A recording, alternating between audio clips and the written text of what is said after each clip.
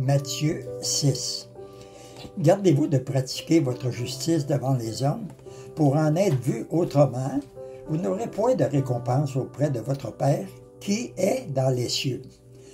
Lors donc que tu fais l'aumône, ne sonne pas de la trompette devant toi, comme font les hypocrites dans les synagogues et dans les rues, afin d'être glorifiés par les hommes.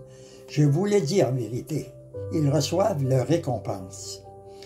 Mais quand tu fais l'aumône, que ta main gauche ne sache pas ce que fait ta main droite, afin que ton aumône se fasse en secret, et ton Père qui voit dans le secret te le rendra. Lorsque vous priez, ne soyez pas comme des hypocrites qui aiment à prier debout dans les synagogues et au coin des rues pour être vus des hommes. Je vous le dis en vérité, ils reçoivent leur récompense. Mais quand tu pries, entre dans ta chambre, ferme ta porte et prie ton Père qui est là dans le lieu secret, et ton Père qui voit dans le secret te le rendra. En priant, ne multipliez pas de vaines paroles comme les païens, qui s'imaginent qu'à force de paroles ils seront exaucés. Ne leur ressemblez pas, car votre Père sait de quoi vous avez besoin, avant que vous le lui demandiez. Voici donc comment vous devez prier.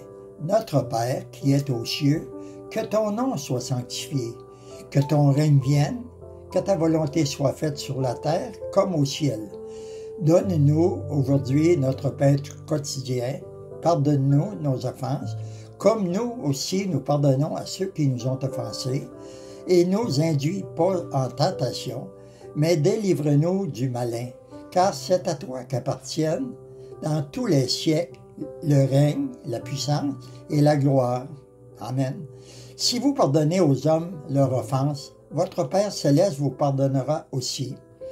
Mais si vous ne pardonnez pas aux hommes, votre Père ne vous pardonnera pas non plus vos offenses.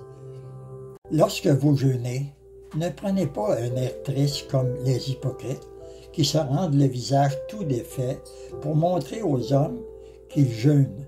Je vous le dis en vérité, ils reçoivent leur récompense. Mais quand tu jeûnes, parfume ta tête et lave ton visage, afin de ne pas montrer aux hommes que tu jeûnes, mais à ton Père qui est là dans le lieu secret, et ton Père qui voit dans le secret te le rendra. Ne vous amassez pas des trésors sur la terre où la teigne et la rouille détruisent et où les voleurs percent et dérobent. Mais amassez-vous des trésors dans le ciel où la teigne et la rouille ne détruisent point et où les voleurs ne percent ni ne dérobent. Car là où est ton trésor, là aussi sera ton cœur. L'œil est la lampe du corps. Si ton œil est en bon état, ton corps sera éclairé. Mais si ton œil est en mauvais état, tout ton corps sera dans les ténèbres. Si donc la lumière qui est en toi est ténèbres, combien seront grandes ces ténèbres? Nul ne peut servir deux maîtres, car ou il haïra l'un et aimera l'autre, ou il s'attachera à l'un et méprisera l'autre. Vous ne pouvez servir Yahuwah et l'argent.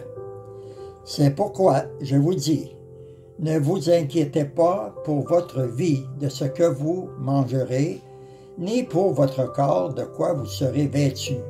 La vie n'est-elle pas plus que la nourriture et le corps plus que le vêtement? Regardez les oiseaux du ciel. Ils ne sèment ni ne moissonnent, et ils n'amassent rien dans des greniers. Et votre Père céleste les nourrit. Ne valez-vous pas beaucoup plus qu'eux? Qui de vous, par ses inquiétudes, peut ajouter une coudée à la durée de sa vie? Et pourquoi vous inquiétez au sujet du vêtement? Considérez comment croissent les lys des champs. Ils ne travaillent ni ne filent. Cependant, je vous dis que Salomon même, dans toute sa gloire, n'a pas été vêtu comme l'un d'eux.